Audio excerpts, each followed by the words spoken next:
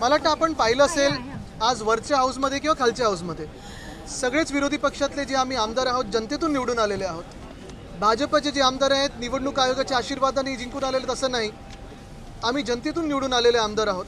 आणि हे सगळं होत असताना दोन्ही हाऊसमध्ये मनमानी कारभार चालू आहे हे आपल्याला पाहायला मिळते. खालच्या देखील हाऊसमध्ये सकाळी आम्ही जो प्रश्न उपस्थित केला, काही सत्ताधारी आमदार पण होते त्याच्यात, की आम्ही सगळे विषय मांडताना मग मागण्यांवर असेल प्रस्तावावर बोलताना असेल, जर ते जे विषय आज उपस्थित केलेले आहेत त्या खात्याचे मंत्रीच बसले नसतील, सेक्रेटरीज बसले नसतील, सगळं काही टाइमपास म्हणून रेटून न्यायचं असं काम चालू असेल, तर एकंदर मग बोलून फायदा तरी काय, उपयोग तरी काय, ऐकतं तरी कोण? आणि जनतेच्या प्रश्नांबद्दल गांभीर्य आहे की नाही या सरकारमध्ये हा प्रश्न उपस्थित होतो.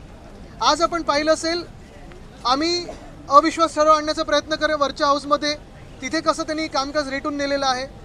काल असेल आज असेल अनेक विषय आम्ही खालच्या हाऊसमध्ये म्हणजे विधानसभेत देखील मांडण्याचा प्रयत्न करत आहोत. पण गांभीर्य नसलेल्या सरकारला कोणालाही उत्तर द्यायचं नाही आहे आणि पारदर्शकता आणायची नाही आहे. अनेक प्रश्न या महाराष्ट्रात आहेत, अनेक प्रश्न उपस्थित करत आहोत. जसं आत्ताचा जर प्रश्न घेतला तर नगरविकास मंत्री ज्या शहरातून येतात त्यांच्या स्वतःच्या शहरामध्ये गेले 7 दिवस म्हणजे ठाण्यात कचरा उचललेला नाही आहे, कारण तिथे संप चालू आहे महानगरपालिकेत. कचऱ्यावर लोक तिथे हैराण झाले, त्रस्त आहेत की कचरा उचलणार तरी कोण, महापालिकेचं काम करणार तरी कोण.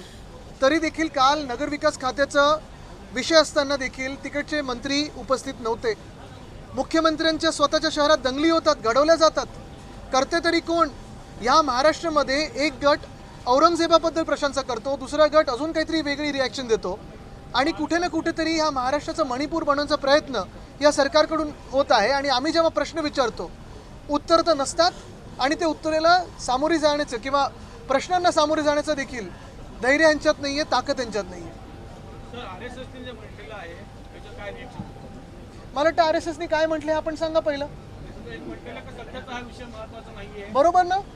मग RSSला भाजपा मानते की नाही मानत हे देखील उत्तर भाजपने देणं गरजेचं आहे. कारण RSS एका विषयावर बोलते किंवा भाजप जे काही करतंय त्याच्या बरोबर उलट RSS बोललेली आहे आणि ते RSS त्याचा मान सन्मान भाजप राखणार आहे की नाही याचं उत्तर भाजपने द्यावं.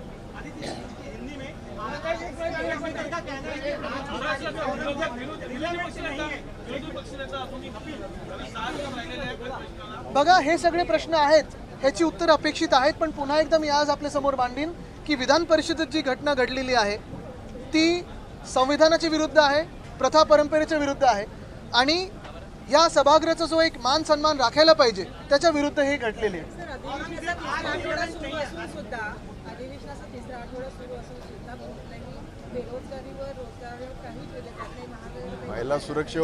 आम्ही सगळे आपण वरच्या हाऊसमध्ये पहा, खालच्या हाऊसमध्ये पहा, सगळे हेच विषय मांडतोय.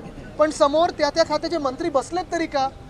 उत्तर काय येतात? थातूरमातूर उत्तर येतात. काल 5 मिनिटात सगळं आटपलेलं आहे. हा विचार आपल्याला करणं गरजेचं आहे की जे सरकार आपल्या डोक्यावर बसवलेलं आहे निवडणूक आयोगाने हे जनतेचं सरकार आहे की इतिहासात काहीतरी दंगली घडवण्याचं सरकार आहे, एवढाच आपण विचार करणं गरजेचं आहे.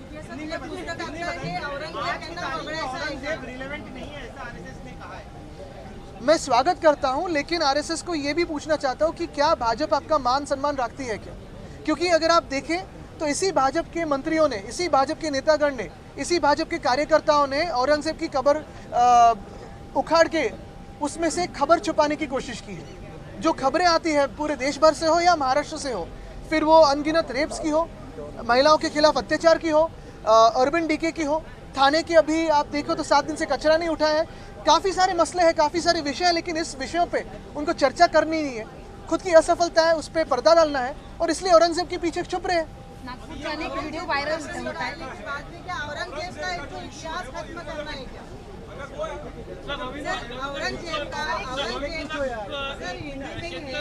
अगर RSS ये मानती है कि औरंगजेब का मुद्दा इररिलेवेंट है तो ऐसे ही वो सारे उनके भाजपा के जो नेता है उनको बता दे वो.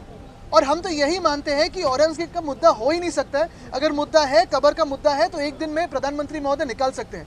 2 दिन पहले भी स्वयं मुख्यमंत्री महोदय गए थे दिल्ली में, मिले थे प्रधानमंत्री महोदय से. क्या उन्होंने ये विषय उनसे बात की, चर्चा की? लेकिन सिर्फ राजनीति और जो खुद की असफलता है उसी को छुपाने के लिए इसी बात पे जा रहे हैं. शेतकऱ्यांचे विविध प्रश्न घेऊन मुंबईच्या दिशेने आंदोलन करत आले. शेतकऱ्यांचे विविध प्रश्न आम्ही पण तेच विषय मांडतो ना, आज पण तेच विषय मांडलेले आहेत. खालच्या हाऊसमध्ये असेल, वरच्या दोन्ही विधानसभेत आणि विधान परिषदेत आम्ही पण विषय तेच मांडतोय. पण जे सरकार लाडकी बहीण 2100 करणार होती, ते कदाचित औरंगजेबाच्या बहिणीला आता 2100 द्यायला सुरू केलेलं आहे, पण आमच्या इथे लाडक्या बहिणींना 2100 मिळालेले नाही आहेत. जे सरकार या शेतकऱ्यांना कर्जमाफी करणार होती, आम्ही तर कर्जमुक्ती बोलतो, कारण माफ आपण गुन्हेगाराला करतो, पण ह्या सरकारच्या मनात शेतकरी हे गुन्हेगार आहेत. आपल्याला आठवत असेल, ह्याच भाजपाच्या केंद्र सरकारनी शेतकऱ्यांना काय काय म्हटलेलं आहे, तर माओवादी बोललेलं आहे, अर्बन नक्सल बोललेले आहेत, अतिरेकी बोललेले आहेत, त्यांच्यावर लाठीचार्ज केलेला आहे, हरियाणाचे तिथे गोळीबार केलेला आहे, अश्रुधूर सोडलेला आहे ड्रोनमधून. आणि हेच सरकार होतं भाजपचं. त्यावेळी आम्ही स्वागत केलं होतं शेतकऱ्यांचं, त्यांना माओवादी वगैरे बोललो होतं, आम्ही जाऊन त्यांना भेटलो होतो.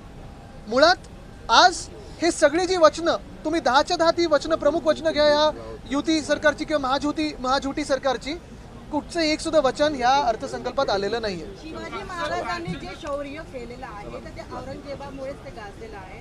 आणि जर हे शौर्य शिवाजी महाराजांनी जर दर्शवलं नसतं तर इतिहासाच्या पुस्तकात सुद्धा हे नाव औरंगजेबाचं किंवा अफजल खानाचं कोरलं गेलं नसतं. आणि शिवाजी महाराजांनी काय शौर्यगाथा केल्या हे आपल्यापर्यंत पोहोचलं नसतं. मग येणाऱ्या पिढीसाठी हे म्हणजे पुस्तकातून काढणं. बघा, तुम्हाला एक सोपी गोष्ट सांगतो, औरंगजेबाला तिथे गाडणं हे एक महाराष्ट्रात प्रतीक आहे की जो कोणी महाराष्ट्रावर चालून येईल, आत्ताच्या काळात असेल किंवा आधी असेल, त्याला असाच गाडला जाईल.